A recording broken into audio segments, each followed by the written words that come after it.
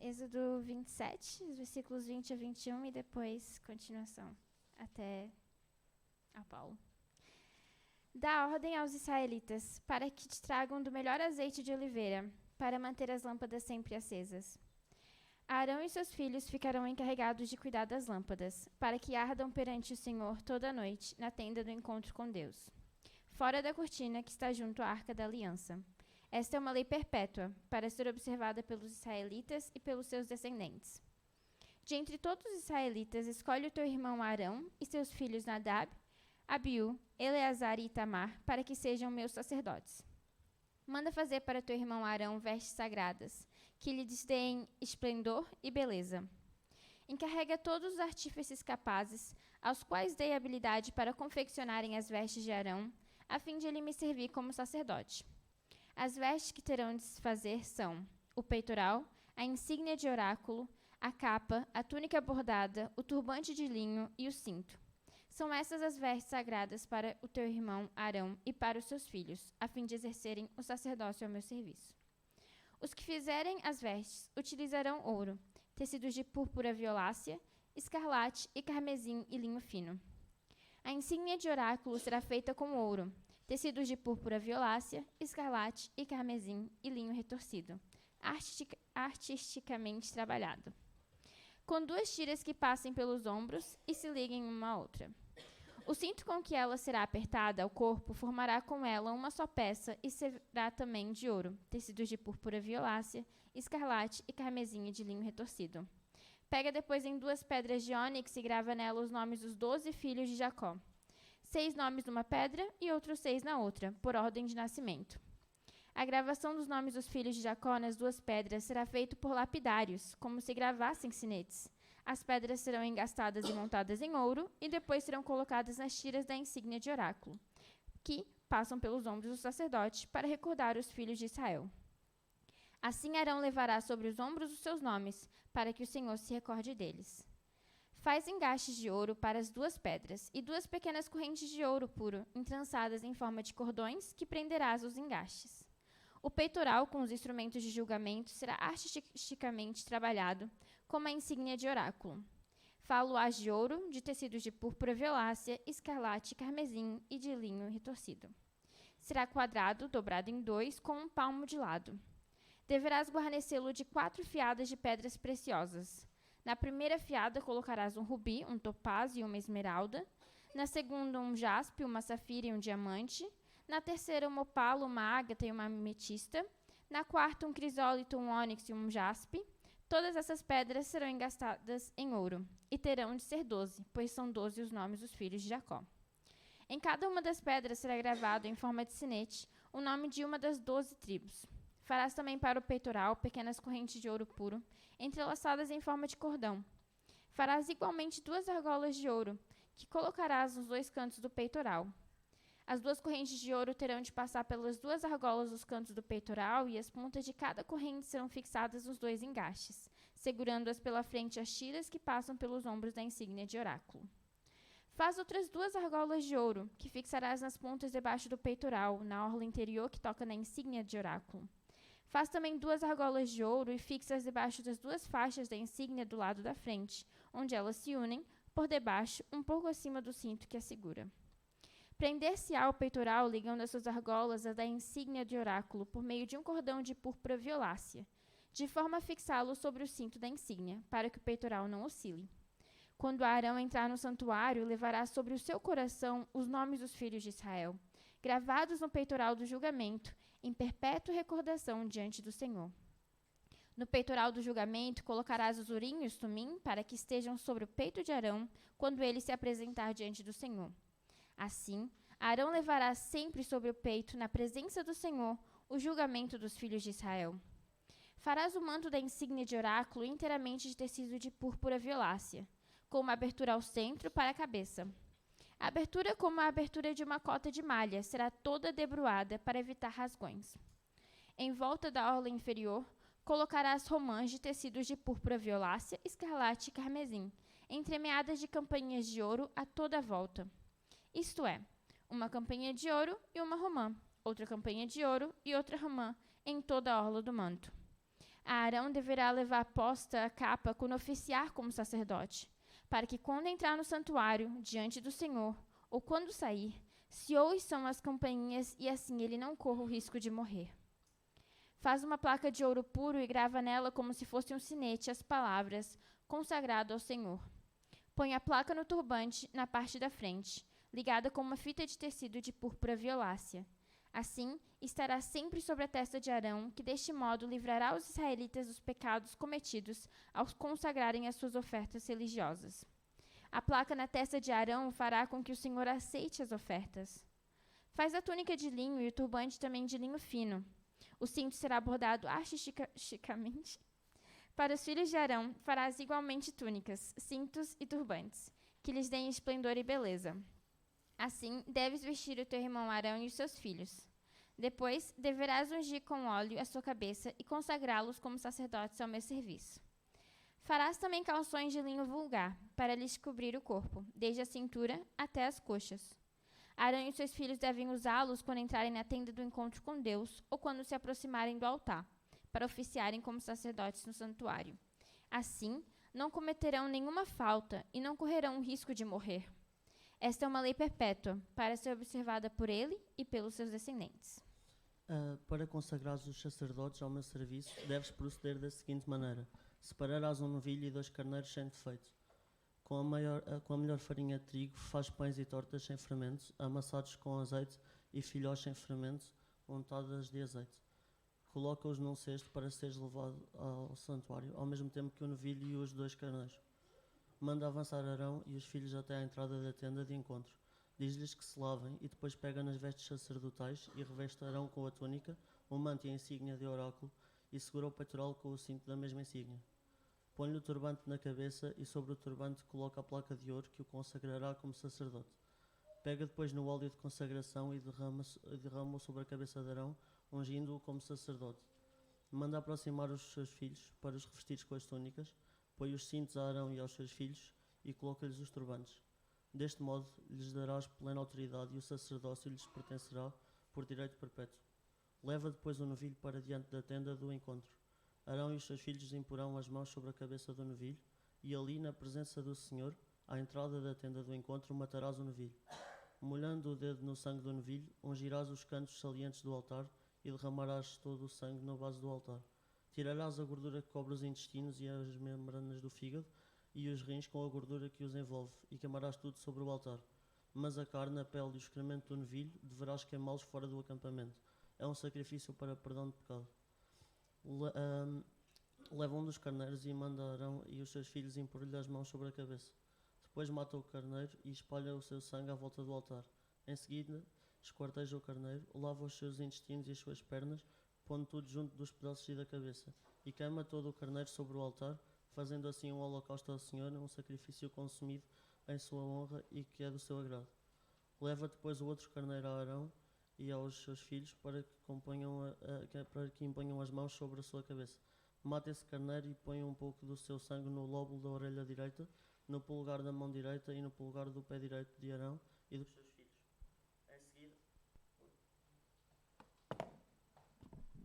Ok.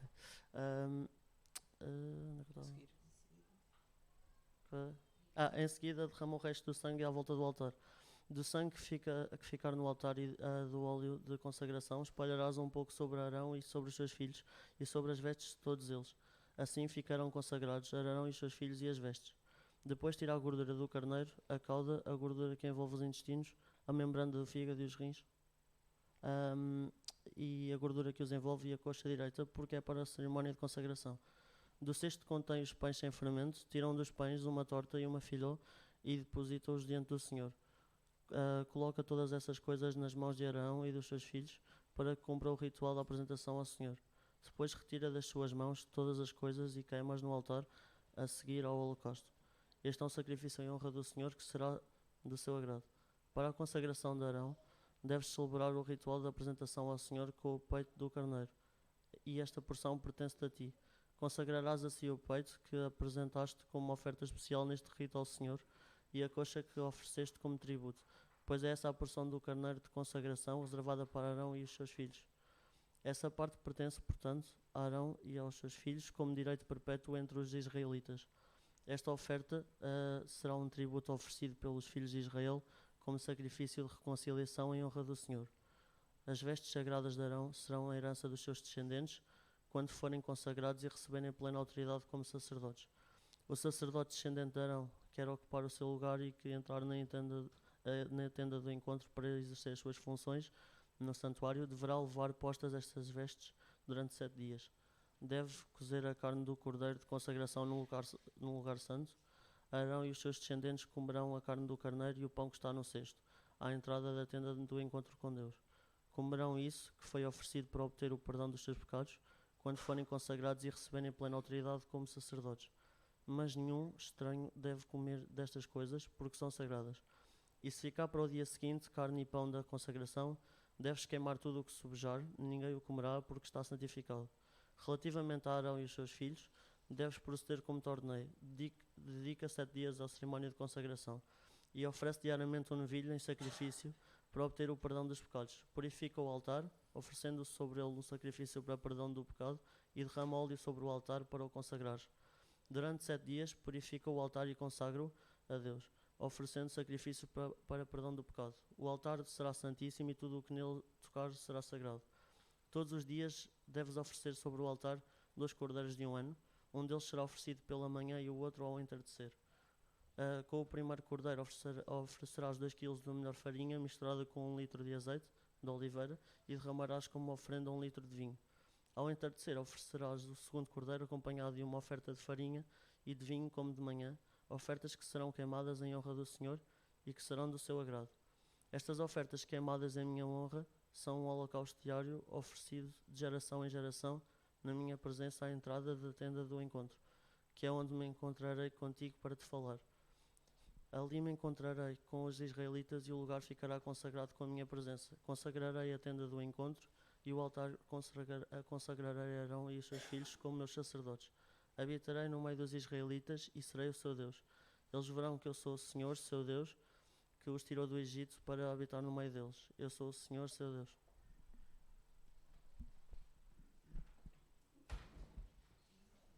Faz também um altar de madeira de acácia para se apresentarem ofertas de incenso.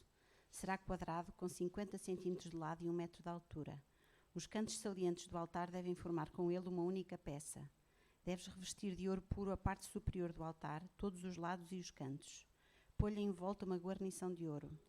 Põe-lhe argolas de ouro por cima da guarnição, 2 de cada lado, para passarem por elas 2 varais destinados a transportá-lo. Faz os varais da acácia e reveste-os de ouro. Coloca o altar diante da cortina que está diante da arca com o documento da aliança, diante da cobertura da arca, no lugar em que me encontrarei contigo. É neste lugar que todas as manhãs, à hora de preparar as lâmpadas, Arão queimará incenso aromático sobre o altar e fará o mesmo ao entardecer, à hora de acender as lâmpadas. Assim, haverá eternamente, de geração em geração, o perfume do incenso na presença do Senhor. Não ofereças sobre este altar nenhum outro incenso, nem holocaustos, nem ofertas de cereais, nem tão pouco derrames vinho em honra do Senhor. Este altar será inteiramente consagrado ao Senhor, e uma vez por ano, para sempre, Arão oferecerá sobre os cantos salientes do altar o sangue do sacrifício para perdão dos pecados. O Senhor disse a Moisés: quando fizeres o recenseamento do povo de Israel, cada um deles pagará ao Senhor o resgate pela sua pessoa, por ocasião do recenseamento, para não cair sobre eles nenhuma desgraça.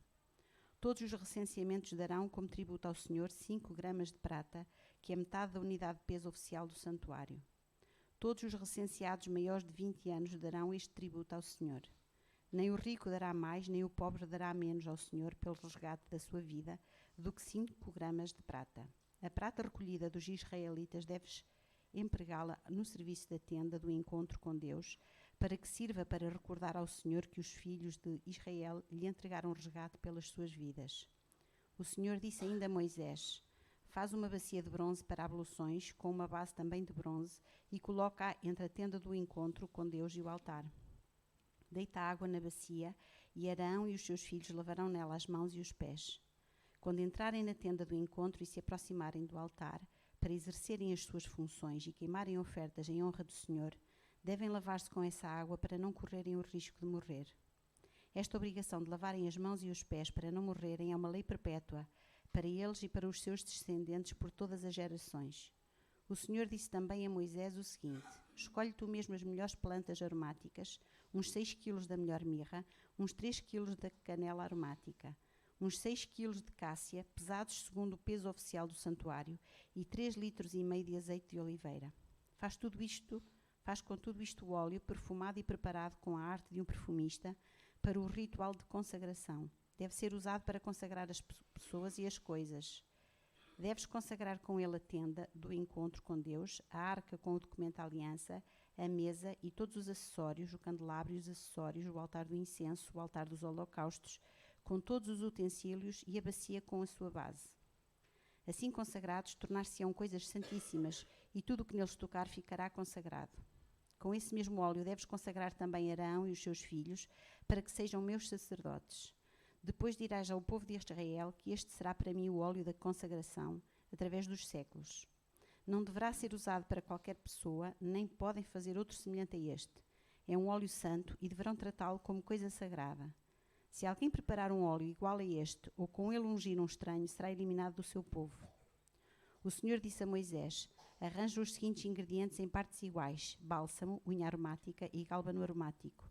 E com eles prepara um incenso puro e santo, misturando tudo bem, como o perfumista faz para os perfumes.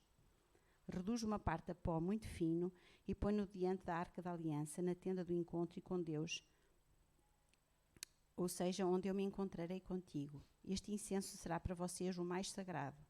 Não deverão fazer para vosso uso outro incenso de composição igual a deste. Deves considerá-lo como coisa sagrada, reservada ao Senhor. Quem fizer um incenso igual para servir de perfume será eliminado do seu povo.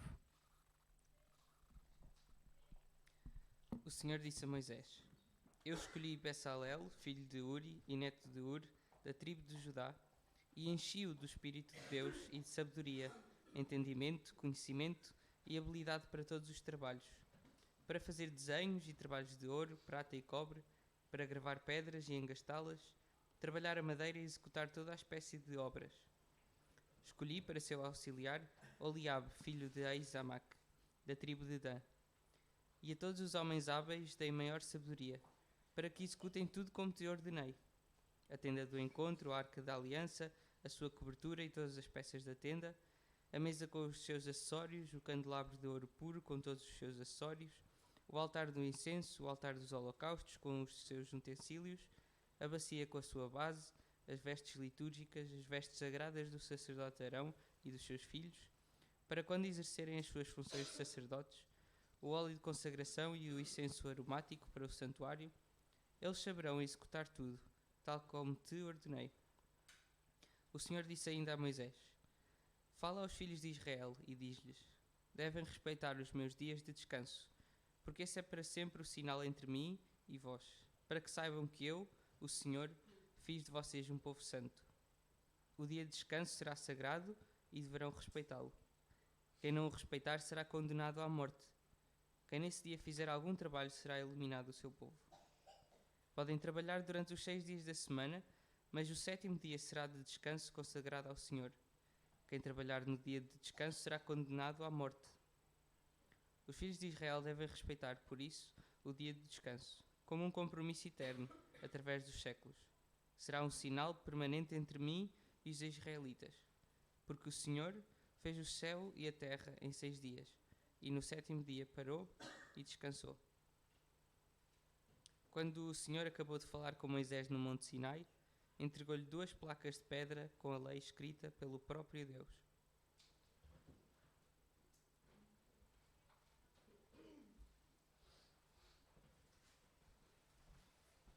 Ora, obrigado.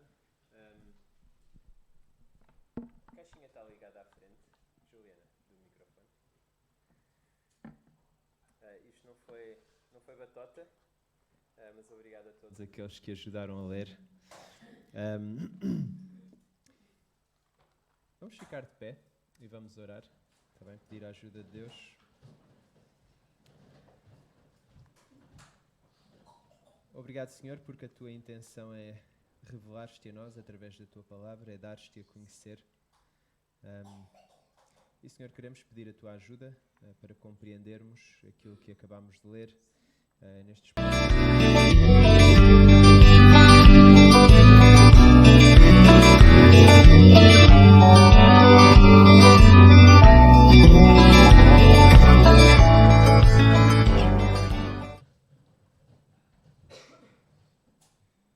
Então, porquê uma passagem tão grande? Chegámos ao final de um passar de informação. Então, Deus passou muita informação a Moisés sobre como é que o povo devia fazer determinadas coisas. Eu esqueci-me de dizer no início que era para tirar notas. Vocês tiraram notas, não é? Agora, consoante essas notas, quem as tiver tirado, eu vou levar essa pessoa amealhada para comer leitão. Está bem? Ou não. Afinal, vou poupar dinheiro. Não preciso de levar ninguém. Mas se eu vos perguntar, o que é que... Palavras repetidas, e vamos ver aqui uma imagem agora a seguir. Isto é só pegando em todo o texto que lemos e colocando no Wordle. E as palavras maiores são as mais repetidas nesta passagem. É claro que isto não é completamente fidedigno, porque nós vamos uma tradução das Escrituras. Ou seja, foi uma tradução que foi feita para nos ajudar a compreender. Mas é interessante só ver aqui as palavras que aparecem mais vezes. Como Senhor, como Arão, altar, filhos, ouro, Deus, consagração, sacerdotes. Mas se pensarmos em relação às pessoas que aqui estavam a ler. Então, se pensarmos na Isabela, pensem em roupa. Bem? Ela estava a falar sobre a roupa de Arão, a roupa a partir de Arão de todos os sacerdotes, todos os sumos sacerdotes, o seu equipamento, como é que eles tinham de ir equipados. Para onde? Para o tabernáculo. E lembrando também aquilo que vimos há 2 semanas, ou seja, Deus salvou o seu povo e Deus quer estar com o seu povo, mas há um problema, porque Deus está numa categoria à parte. Deus é o Deus criador, o povo não é o povo criador, é o povo criado. Então o Deus é santo, o povo não é. É imperfeito. Então é preciso algo para mediar a presença de Deus. É preciso um tabernáculo. E vimos isso há 2 semanas. Mas agora precisamos de algo mais. Precisamos de uma classe sacerdotal, de um grupo de pessoas. Precisam de estar vestidos, como a Isabela esteve a ler. Precisamos de algo mais. Então, se pensarem naquilo que o David leu, pensam em almoço. Pensam em comida, em sacrifícios, em animais mortos. O David falou muito acerca de sangue e é uma realidade. Se pensarmos acerca daquilo que a Ana leu. O que é que a Ana leu? Cheira bem. Incenso. Falou muito sobre incenso, falou sobre altar, óleo e também como fazer as coisas e as consequências de não fazer as coisas da forma como Deus está a ordenar. E aquilo que o Paulo leu, curiosamente, é não fazer nada. Paulo leu sobre o descanso, sobre o sábado, curiosamente, não é? Calhou assim. Então, quando o Paulo chegar a casa, ele vai dizer à Patrícia, Patrícia, não vou fazer nada. Hoje é o dia de descanso. Mas vamos ver 3... Lemos uma passagem muito grande. E porquê que lemos uma passagem muito grande? Por 2 razões. Porque não deixa de ser a palavra de Deus, mas também porque nós não fazemos todas estas coisas hoje. E em parte vamos ver a razão de não fazermos tudo isto hoje. Mas queria pensar em pelo menos 3 temas. O tema principal é a entrada. É a entrada. É como é que nós entramos na presença de Deus. E essa entrada é condicionada pelo Senhor. É Deus que condiciona, que dá condições para a nossa entrada. É a primeira coisa que vamos ver. A segunda, vamos ver que a nossa entrada é à boleia. É à boleia. E a terceira coisa é que a nossa entrada é à pala. É de graça. É de borla. Nós não a pagamos. Maria Francisca, Isabel, Micaela, Gabriela, Rafaela, Paula. Sabem quem é? Maria Francisca, a infanta Maria Francisca, que casou ontem. A nossa realeza, a filha da única pessoa real que eu me lembro o nome, Dom Duarte Pio. Sim, ela casou ontem. É duquesa de Coimbra, sabiam? Ela foi-lhe atribuído Coimbra. Não sei porque é que lhe deram Coimbra, mas deram. Houve comida. O bolo de noiva tinha quantos quilos? 150. Bolos, não é, Isabel? Havia prata filigrana a decorar. Houve várias cerimónias, umas mais restritas, onde até estava o presidente, e outras mais abertas. Porquê? Porque ela queria celebrar com o povo. Acho que a de Mafra foi onde ela queria celebrar com o povo. Havia vários vestidos de noiva, está bem? As pessoas que estão a pensar no próximo passo, um vestido chega, se não és realeza. Se és realeza, 3 vestidos. Um deles acho que era uma veste tradicional do Minho. Ela queria trazer o povo. Mas é curioso que ela não consegue trazer o povo. Por exemplo, à presença do presidente. Teve de ser uma cerimónia mais intimista.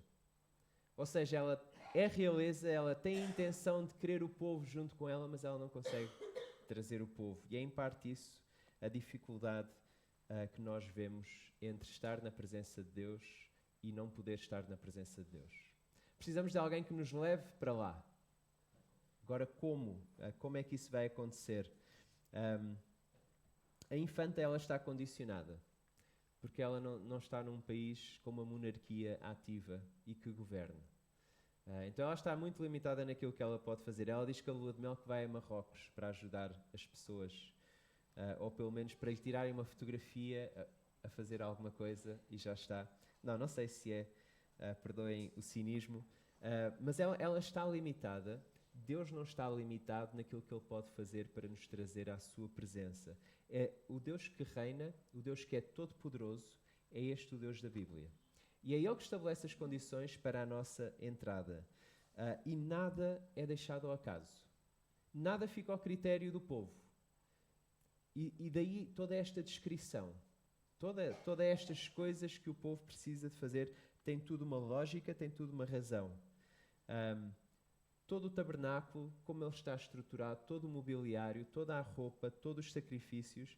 É curioso que temos aqui várias cores dos tecidos. Eu não sei se foi aqui que os Coldplay vieram buscar a ideia dos concertos e das esferas, porque o escarlate, o carmesim, a púrpura, rosa, azul, roxo, as cores que os Coldplay usaram, vestes com o equipamento. Eu penso no equipamento de futebol, é mais fácil para mim. Então é a t-shirt, é os calções, as meias, as caneleiras e as chuteiras, não é? É mais ou menos este o equipamento, se não és guarda-redes.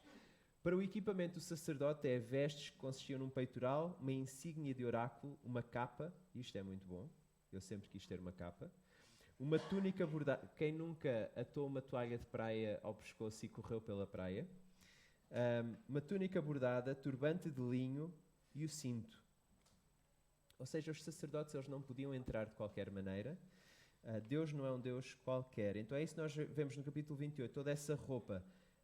29, uma data de sacrifícios todos os dias. E Deus descreve os sacrifícios e quais são os animais. 1 novilho, 2 carneiros. Precisam de santificar e consagrar primeiro os sacerdotes, porque eles são pecadores. Eles não estão à parte, não sendo pecadores. Eles precisam de sacrifícios primeiro pelos seus pecados e depois pelos pecados do povo. Capítulo 30 mostra-nos mais objetos, o incenso, o altar, a receita para o incenso, a receita para o perfume. Então tem aqui a receita, está bem? Capítulo 30, versículos 34 e 35, se gostam de perfumes e de fragrâncias, tem aqui uma bela receita. Deus diz não apenas exatamente como fazer, mas Deus também diz para não aldrabar. Não aldrabar no incenso, não aldrabar no recenseamento, na contagem, e é curiosamente 2 exemplos que vão acontecer. Os filhos de Arão vão tentar aldrabar na maneira como oferecem incenso, vão ter consequências graves. Até mais tarde o grande rei David vai fazer um incenso, mas não da melhor maneira, da maneira que Deus instituiu para fazer. É interessante que nesse recenseamento nós podemos pensar, fazer um censo, nós não precisamos fazer grande coisa, não é? É uma contagem das pessoas, mas é mais do que isso. É a contagem do povo de Deus, e cada pessoa precisa de contribuir algo, rico ou pobre. A contribuição é igual para todos. E todos precisam de contribuir, e é quase que uma ideia de eu faço parte do povo de Deus. É mais do que apenas uma contagem, é um fazer parte do povo. E ao longo de toda esta descrição, nós em várias partes vamos vendo que Deus está com o povo, para estar convosco. E principalmente quando chegamos aos versículos 42 a 46 do capítulo 29, em que Deus diz assim: Este será o holocausto contínuo por vossas gerações, à porta da tenda da congregação, perante o Senhor, onde vos encontrarei, para falar contigo ali. Deus vem ao encontro, Deus vem falar. Ali virei aos filhos de Israel, para que por minha glória sejam santificados, e consagrarei a tenda da congregação e o altar, também santificarei Arão e os seus filhos, para que me oficiem como sacerdotes, e habitarei no meio dos filhos de Israel, e serei o seu Deus. Era este o objetivo. Era que Deus viesse e habitasse com o povo. E saberão que eu sou o Senhor, seu Deus, que os tirou da terra do Egito, para habitar no meio deles. Eu sou o Senhor, seu Deus. Aqui fica a identidade do povo. Quem é o povo? Quem é o povo? São os filhos de Deus, são o povo de Deus. Ou seja, a sua identidade revolve à volta daquilo que Deus fez e quem Ele é. Este é o local de encontro com Deus. Como é que entramos? É Deus que dá as condições. Deus dá todas as condições, tudo aquilo que é necessário. E é interessante que no meio de tanto serviço, de tanta coisa para fazer, e se vocês fossem sacerdotes, teriam de estar depois com um bloco de notas quando Moisés vem falar com o povo, transmitir. Ok, comprar o quê? Ok, isto. E se têm filhos na escola, provavelmente tiveram a fazer listas recentemente, material escolar, o que é preciso, roupa, equipamento, todas essas coisas. Então, eles estariam... É tanta coisa para fazer, é tanto serviço. Mas como é que no capítulo 31, quase no final do discurso que Deus dá a Moisés no Monte Sinai, antes de Moisés descer, o que é que Deus diz? Deus foca no descanso. Deus foca no descanso. No meio de tanto serviço, tanta agitação, de tanto trabalho, eles têm de parar uma vez por semana e reconhecer quem é Deus. E reconhecer que nós não somos deuses e nós precisamos de fazer isso. É fácil andar bastante ocupado, envolver cada vez mais com o trabalho, quer seja porque o trabalho exige, quer seja porque começamos a encontrar o nosso significado, o nosso propósito no trabalho. E talvez seja até prazeroso para muitos, talvez seja recompense bem para outros, mas começamos a passar cada vez mais tempo com trabalho, com família, com tarefas e não paramos. E ao fazermos isso, é fácil pensar que nós estamos no controle e que nós somos Deus. E Deus chama-nos a parar e a reconhecer que Ele é Deus. Que nós somos limitados e condicionados e Ele não é limitado nem condicionado.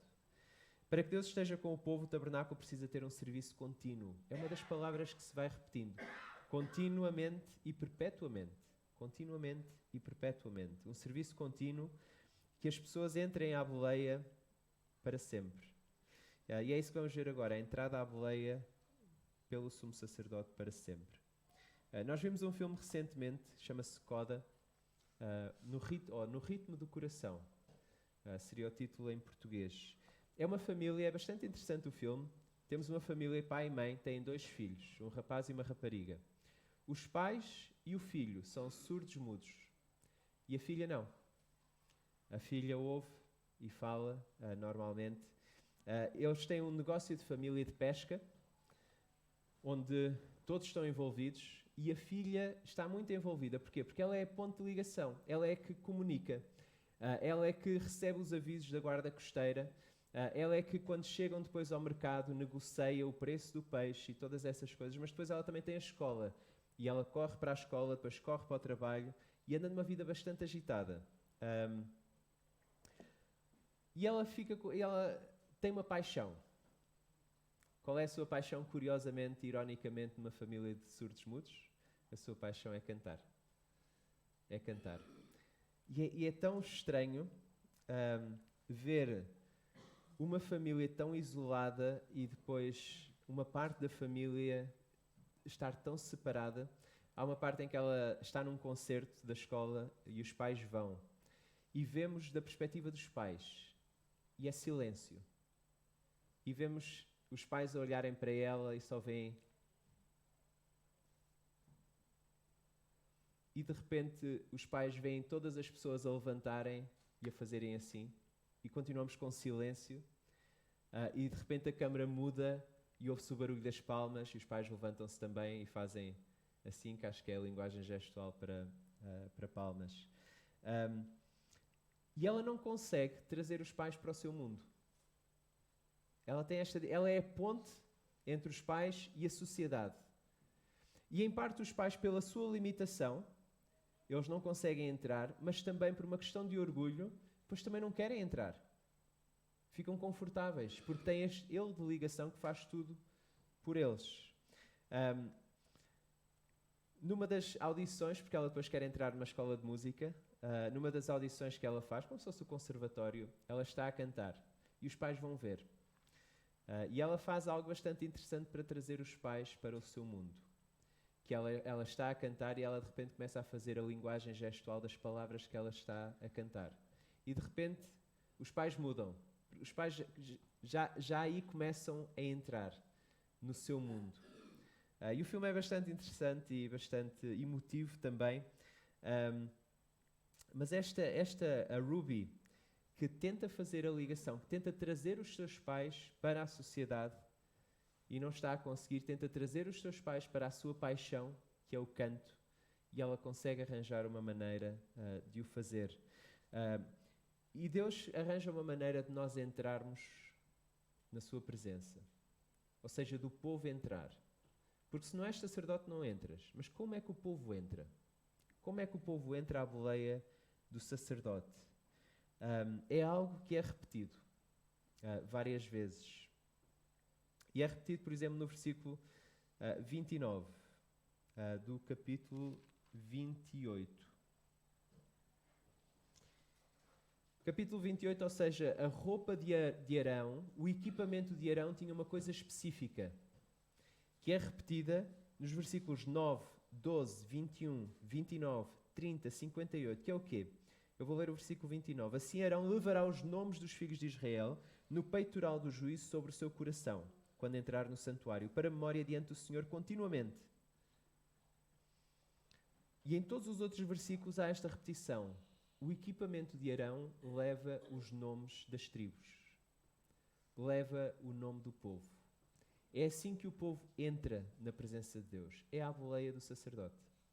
É a boleia do sumo sacerdote, que leva o povo consigo, que faz o sacrifício, a oferta pelo pecado, que ouve, porque Deus vem à sua presença, ouve a palavra de Deus e depois traz para o povo, traz perdão dos pecados e comunicação da palavra do Senhor.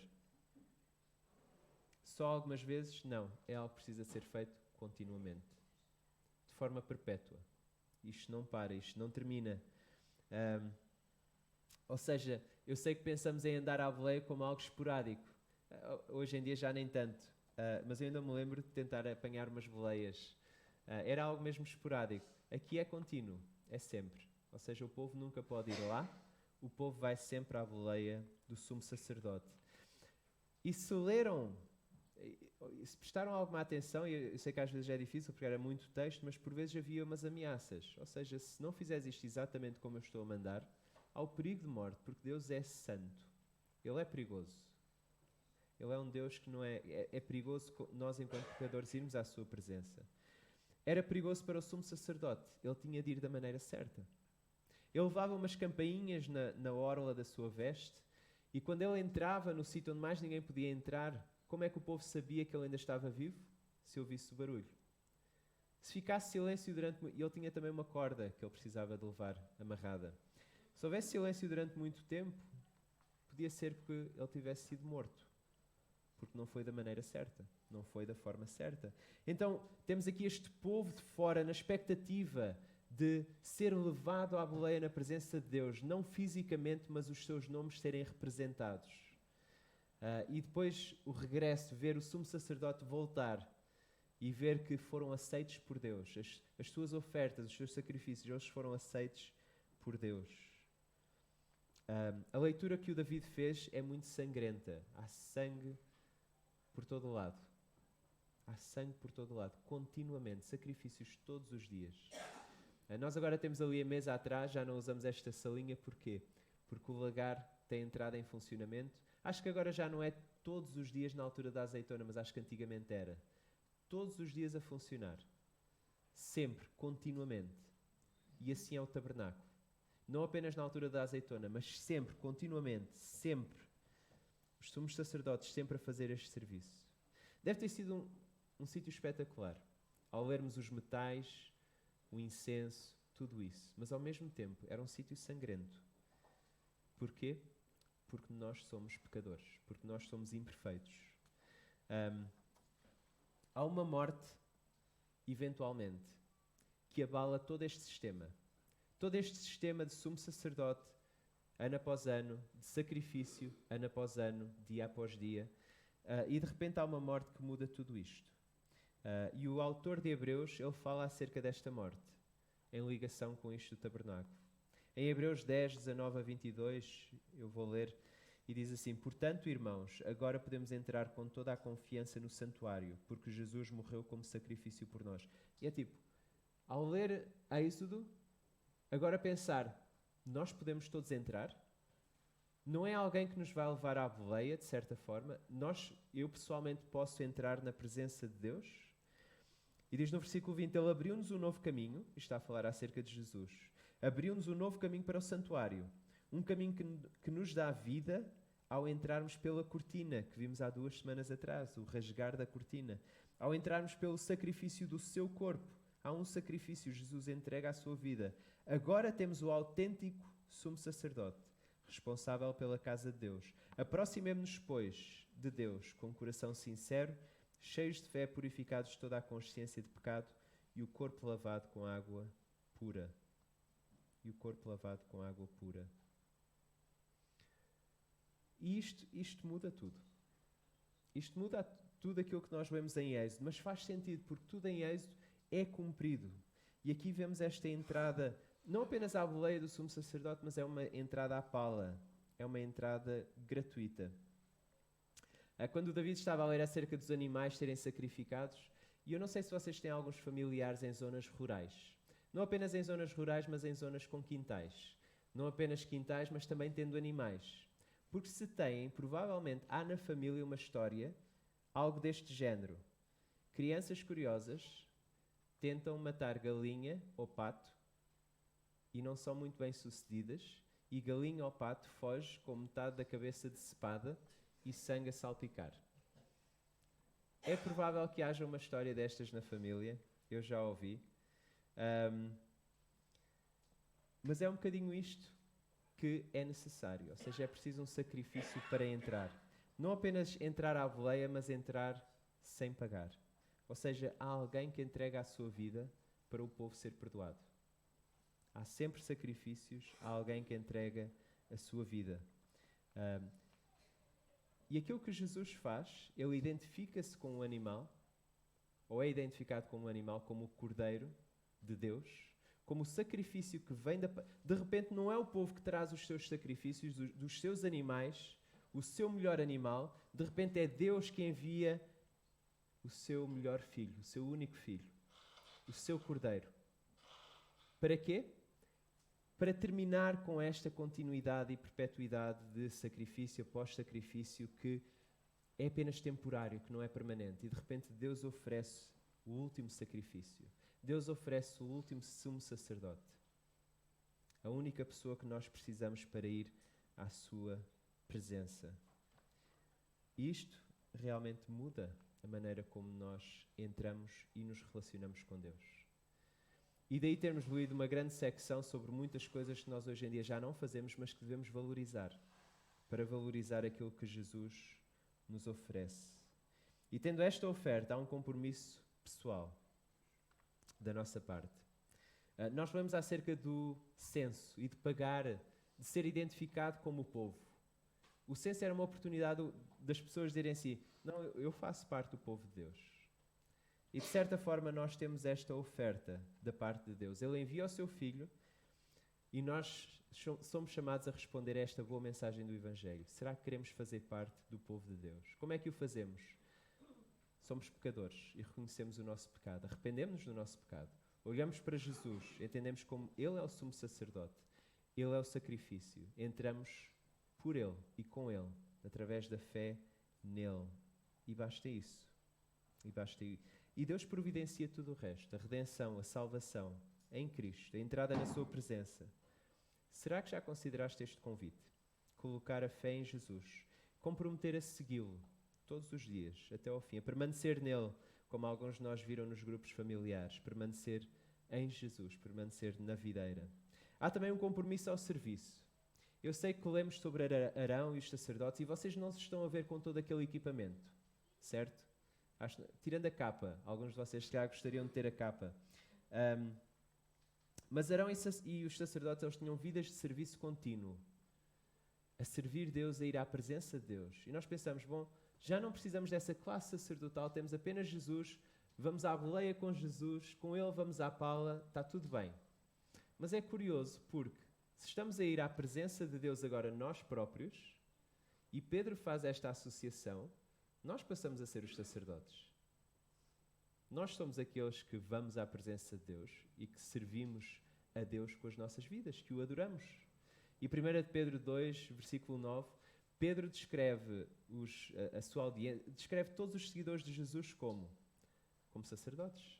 Ele dá várias descrições, nação santa, mas diz também que somos sacerdotes, ou seja, somos chamados a servir Deus e a servi-lo com as nossas vidas, com tudo aquilo que temos, que Ele nos dá.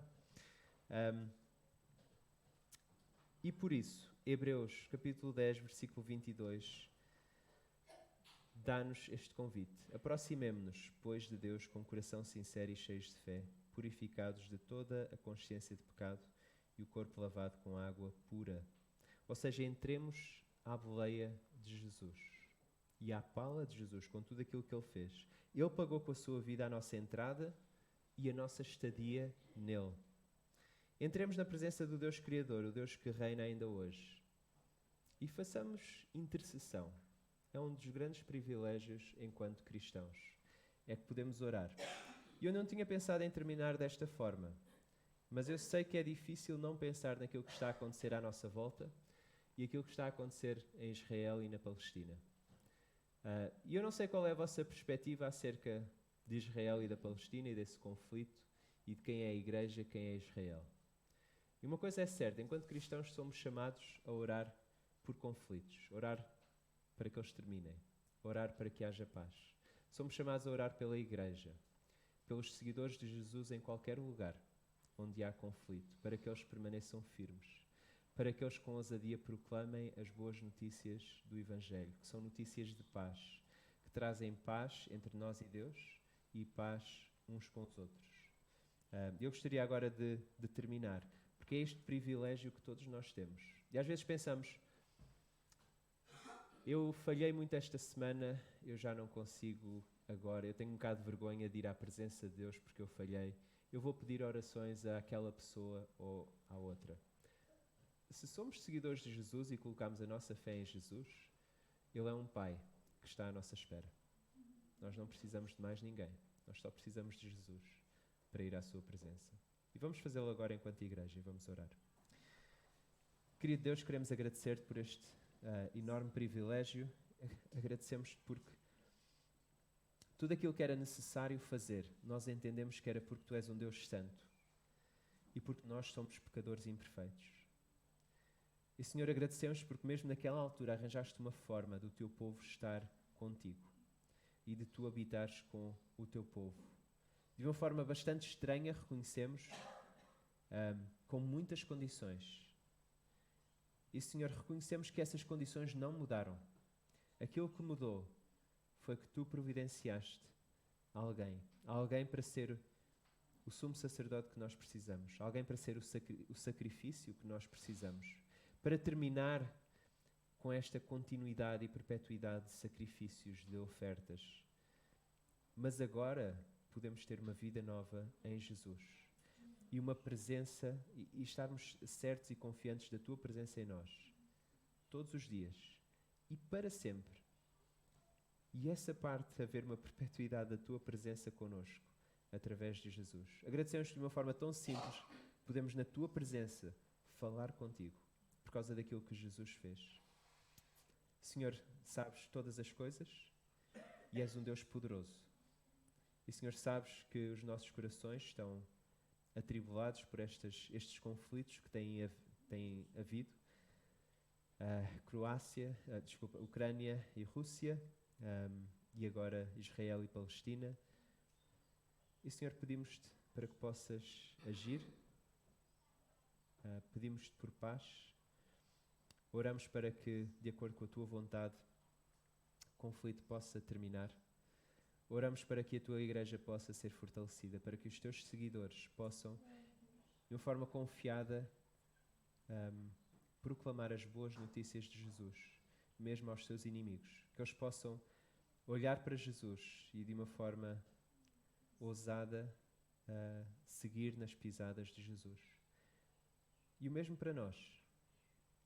E talvez seja mais fácil, e é mais fácil para nós hoje, seguirmos nas pisadas de Jesus não havendo um conflito armado. Mas há conflitos. E por vezes é difícil sermos teus seguidores e sermos ignorados ou sermos colocados de parte por sermos teus seguidores. Então, da mesma forma, nós também somos chamados a servir-te, a lembrar que somos teus sacerdotes. Mas, Senhor, queremos interceder por estes conflitos e pedimos-te que possas, de alguma maneira, trazer paz. Oramos pelas pessoas, para que elas possam ouvir a boa notícia de Jesus. Oramos pelos cristãos que estão a morrer e aqueles que irão morrer por causa deste conflito. Senhor, agradecemos porque a morte não é o fim. E temos essa confiança ao ver a ressurreição de Jesus. Que isso possa ser a base da nossa esperança. Senhor, agradecemos-te pela tua palavra e aquilo que podemos aprender hoje e ser encorajados hoje. Que podemos entrar, não através daquilo que nós fazemos, mas através de Jesus. E estamos muito gratos por isso. Ajuda-nos a fazê-lo continuamente, ousadamente, e aproximar-nos sempre de ti, com base naquilo que Jesus fez. Oramos em seu nome. Amém.